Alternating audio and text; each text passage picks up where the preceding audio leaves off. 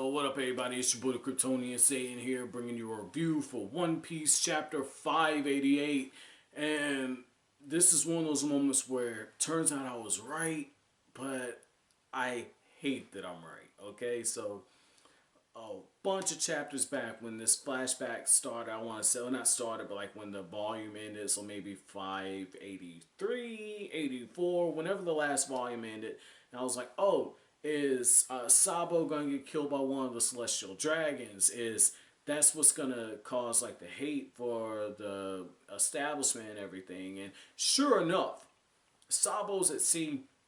He has this beautiful line of dialogue where he says, I can't come back to this country. I can't come back to a place that would make me grow up to hate myself. And he's going out, he's at sea, then all of a sudden this really huge ship shows up, like huge. And Sabo's just looking, and he's got every bit the childlike innocence in him, right? And he's like, man, that's a huge ship. I would love to be the captain of a ship that big one day. And that's when, you know, you can just hear the low, I want to say like the low bass drum and the horns and everything. And that's just how I'm picturing it, right? And you got the celestial dragon, he's looking, he's like, the hell is that thing? The guy on board with him says, oh, that's just a ship. And the celestial dragon doesn't hesitate, pulls out this huge, I guess, cannonball firing thing, shoots the ship, and all of a sudden, like, flames are spouting everywhere. And when he shot the ship, I said, oh shit. I said, is Oda going here? And you see Sabo just frantically trying to put out the flames of his ship. And the celestial dragon basically looks at it and says, look, I don't care if it's a kid on board. He's got a pirate flag flying. It's worse than trash. Shoots another shot, and you get this really big close-up of Sabo's eyes. And Sabo, like, you see the veins in his eyes, and it's just insane how the anger and the fear were in his eyes at that moment. And you see the wreckage all over the place, and you see the reaction of all the people. And this is, you know, the thing, I'm keeping this in mind because you guys, you know, tell me, like, hey, if you don't see the body, don't assume somebody's dead. Oda don't kill often, as I just found out like two volumes ago. But Oda don't kill often, but when he kills, the dead body is there. Just wait for it. So I'm waiting to see Sabo's body kind of wash up on shore, and I'm guessing it's going to happen in the next few chapters. And the reason why I'm saying that is like Sabo, he wasn't actually mentioned until Ace was on his deathbed, and it just makes me wonder that. And this is the other thing. If I'm not mistaken, like Ace, I thought maybe it was just a spelling thing, but Ace has like a tattoo and he has like the S crossed out. And I thought maybe that was Oda when he was doing the character for Ace and everything. It's like, oh shit, I spelled Ace wrong. It's just said fuck it, put an X on it. Because, you know, Oda, I mean, I could see something like that happen. And so I'm guessing this is Sabo, and because he's got the X on it, Sabo's dead. And it would make a lot of sense that Ace has that. I mean, it's something that people do a lot when they lose somebody that they have near and dear to them. A lot of people get tattoos to remember them. You know, you ink them in your skin, so they're always there. I mean, they're always inside your heart, and the memory's always going to be there. But something like that, I mean, I could totally see that, man. I totally understand the line of thinking behind that. And here's what's interesting, right?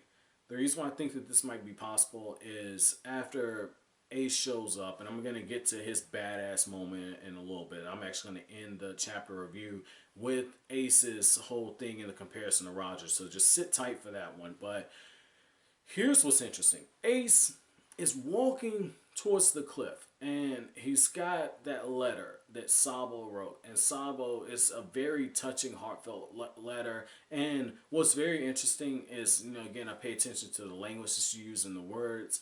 And what's very interesting is, yeah, you do have moments where some of the characters kind of talk older than they are. I've talked about this more than a few times when I first started One Piece. But what I really love is with Sabo, and the way that he was writing the letter, and just the types of words that were used, and the punctuation, and just how well thought out it is, short and to the point.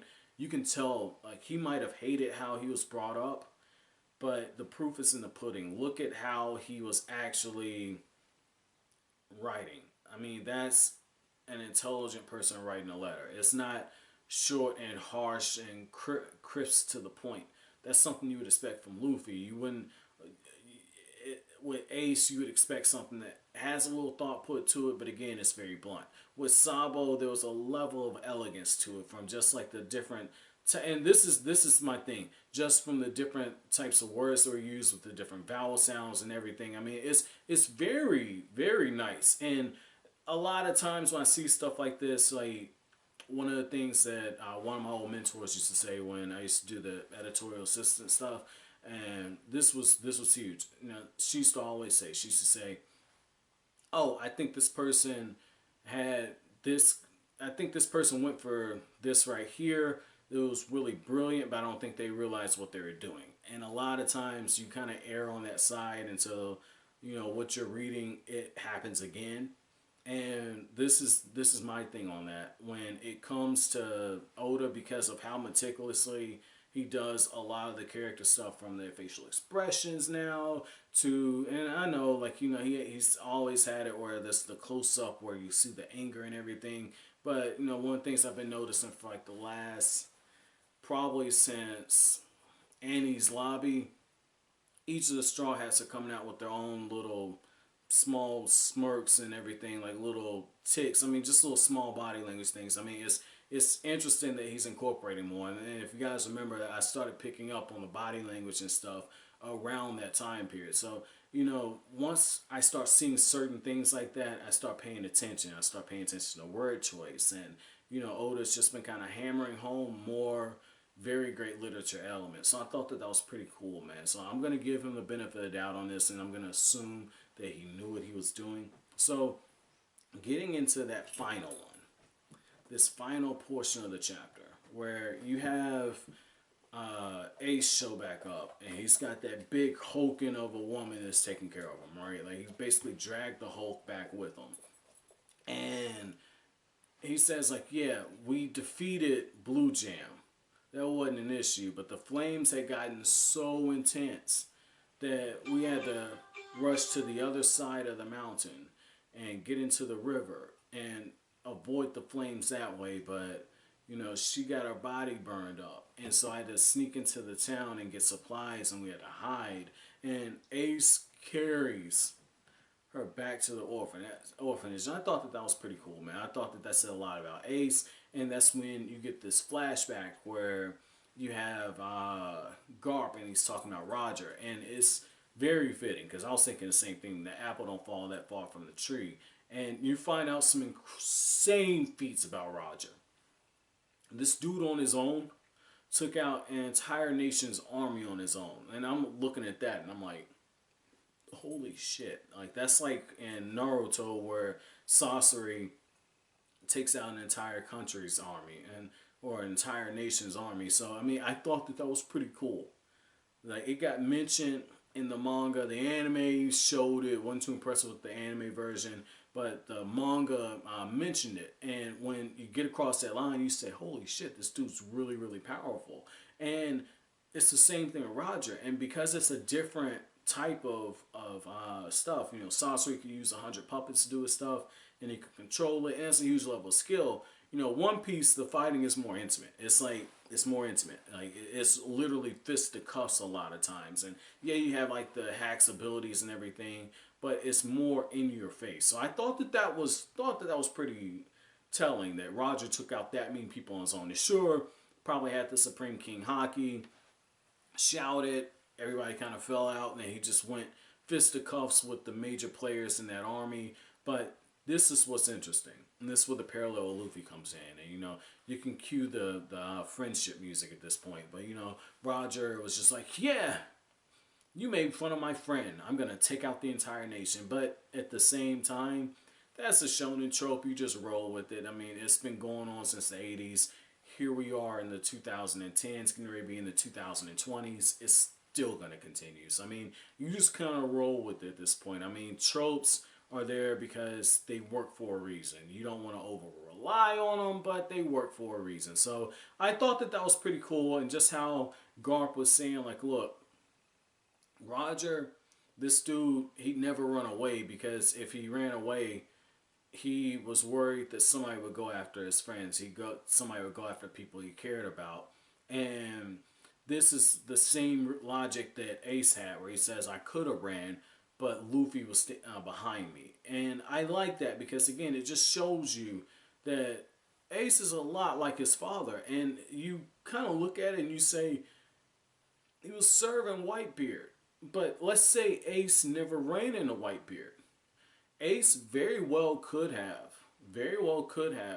followed the same path as his father, and that's what the world government was worried about. It's just a matter of circumstance, and that also shows you how big of a personality Whitebeard had, because when you have somebody that talented and with that much potential, a lot of the times they're not going to follow up behind somebody. So it just shows you that wherever Ace was, Whitebeard was on a completely different level, because he bought into everything he was selling. So I thought that that was pretty good, and I can see why the world government might have been thinking that, Ace was just being set up by Whitebeard to become the next king of the pirates. I can see why now. Now, the other thing with this is, yeah, you have Garp say that's why I took him under his wing. We know the truth behind this, but what I thought was really interesting was how you have that huge bombshell drop via the flashback, or the flashback within a flashback. It's like Oda's pulling some Kishimoto shit right now. But what's really key is Sabo at the end says, like, yeah, we have to protect Luffy. He's weak. He's still a bit of a crybaby to boot. Which one of us is going to be the oldest brother? And I really look at that and say, okay, Sabo's got a little bit of Roger in him too. Sabo obviously didn't come from Roger's nutsack, but the whole thing still goes there. And it kind of makes you look at the whole thing of Luffy and say you could see some of Luffy and Roger, and how Roger's personality as far as with his friends and everything, and friends giving him power and all that other shit. So that's like some Son Goku. I know people are gonna hate this. That's some Natsu type shit. But again, it's a trope. It happens, and I like how you see that there. But at the same time, what's really standing out about this is the fact that I feel like Luffy's being set up to where he could go the Roger route. He could go the route of his father. He aspires to be like the king of the pirates, Roger, but he also comes from a man who takes charge in Dragon, and all around Luffy you have people who prop them up. And so the world government got it wrong. Yes, Whitebeard was not looking to prop Ace up to be the next king of the pirates. Maybe when Whitebeard finally died, Ace would have taken over the Whitebeard pirates. That's possible. If that happens, then all of a sudden Ace would probably be acknowledged as one of the four emperors. But on the flip side of that, Luffy, the one that Aokiji told all the admirals, like, look, you need to be watching this little fucker right here. This dude's coming. People are supporting him at every level. Like, go back to Alabasta, okay? Back when Nico Robin was masquerading as Miss All Sunday, and she had the cowboy hat on, and I liked the design back then, honestly, but she had the cowboy hat, and she's with Crocodile, and who was helping Luffy through all this shit? Oh, that's right. The princess of the kingdom. So he had royalty helping him out. And it's like every stop along the Grand Line, in just about every major place, Luffy's had someone in that area reach back to help him. And it's very telling that Luffy right now, he's not a crybaby, but he's hot-tempered. He's an idiot. And yet people feel the need to try and help him out. And that's what's going to eventually make him the king of the pirates. And that's, again, it's going to go back to that whole trope of you don't do everything on your own. And, that's the thing with shonen. Shonens take a lot of time to try and teach lessons because of the age demographic. So I understand all that. But I like how all this is being executed. And so I could see a scenario where Oda doesn't do what I thought he was going to do. Like when Buggy tried to chop Luffy's head off at Lug Town, where I think like chapter 98, 99, somewhere around there, where Luffy's on the executioner's block, and all of a sudden divine intervention happens and he doesn't get his head cut off or whatnot.